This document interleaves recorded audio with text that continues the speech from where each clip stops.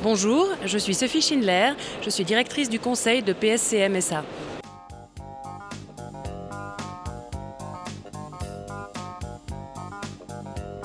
Écoutez, je pense que les conflits en entreprise, que ce soit en Suisse ou dans le reste du monde, sont fortement influencés par les facteurs géopolitiques et économiques globaux. Donc il y a, je pense, un impact direct dans les entreprises de par cette tension du marché qui intervient, et cela se ressent énormément dans le climat social. Alors même en Suisse, où nous sommes relativement épargnés, on a vécu des changements ces dernières années relativement importants. Je pense à la problématique de la BNS, du franc fort, je pense à des problématiques également en matière d'immigration, la votation de l'année dernière, qui ont impacté le climat social. Les gens se posent des questions, se demandent comment le marché du travail va évoluer, et ça peut être potentiellement une source de conflit dans l'entreprise.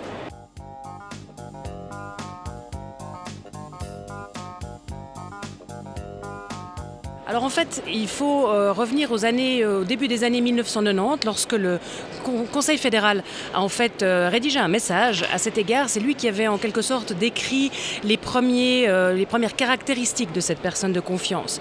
Mais la formalisation du rôle est intervenue dans un arrêt du tribunal fédéral qui date de 2012, dans le cadre d'une affaire genevoise, où le tribunal fédéral s'est prononcé quant à l'obligation des entreprises de mettre en place une personne de confiance pour aider ces entreprises non seulement à gérer, mais également à prévenir les risques de conflit. Donc c'est vrai que c'est un rôle assez particulier qui n'existe pas en tant que tel dans le reste de l'Europe. Le mot personne de confiance existe par exemple en France, mais n'a pas du tout la même connotation. Aujourd'hui, cette personne de confiance en Suisse est appelée à travailler en amont avec les entreprises, de manière à identifier quels sont les risques psychosociaux, tels que décrits notamment par le SECO et ses recommandations. Ensuite, travailler en partenariat avec la direction générale des entreprises pour mettre en place des mesures qui soient adéquates en fonction de la taille de l'entreprise. Les besoins d'une PME ne sont pas les mêmes que ceux d'une multinationale. Communiquer, sensibiliser les collaborateurs. Puis ensuite, il y a une forme d'accompagnement. La personne de confiance ne se substitue pas au management d'une entreprise. Elle vient ajouter un regard extérieur, bienveillant, neutre, mais également indépendant, et ça c'est très important d'un point de vue confidentialité, pour permettre aux collaborateurs de s'exprimer de manière globale sur les problématiques auxquelles ils sont confrontés.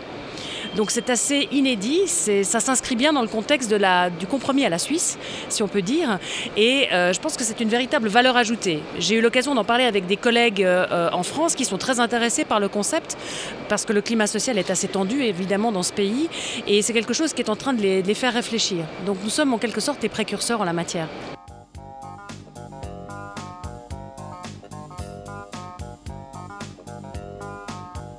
Je pense que pour avoir moi-même expérimenté dans ma carrière de DRH des difficultés de faire passer un certain nombre de messages, même à la direction générale parfois, je pense que la personne de confiance peut apporter un regard extérieur qui est extrêmement utile au DRH, parce que ça peut renforcer un message avec cette perspective qui vient de l'extérieur. Idéalement, je pense que pour pouvoir garantir la neutralité et l'indépendance de la personne de confiance, il est important qu'elle puisse avoir comme interlocuteur le conseil d'administration d'une entreprise ou le senior management pour être vraiment crédible, et avoir un discours extrêmement ouvert quant à l'analyse qu'elle fait des risques psychosociaux au sein de l'entreprise. Donc ce que je préconise, c'est vraiment, je dirais, un cursus complet avec une première partie qui consiste à prendre connaissance de la culture de l'entreprise, de ses valeurs, pour pouvoir ensuite analyser, sans créer d'usine à gaz, mais de manière pragmatique et simple, quels sont les indicateurs d'éventuelles sources de tensions et de conflits, absentéisme, turnover, et des choses qui parlent aux directions générales, parce que ça a un impact direct sur la productivité. Et là, je me réfère aussi à ce qui a été dit dans le message du SECO. Il y a une volonté de protéger les collaborateurs, mais il y a aussi une volonté de garantir la productivité des entreprises. Donc on se situe en fait à la croisée des chemins par rapport à cela. Donc la personne de confiance peut redonner, restituer à la direction générale déjà un premier bilan de l'examen qu'elle a effectué par rapport à cela.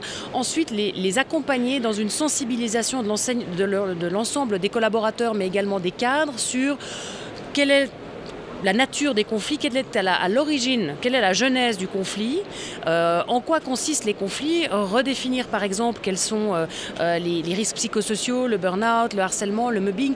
Souvent ce sont des mots qui ont des définitions qui sont galvaudées, où les gens ne savent pas exactement ce que c'est. Donc c'est important de clarifier également quels sont ces différents risques, ces facteurs psychosociaux.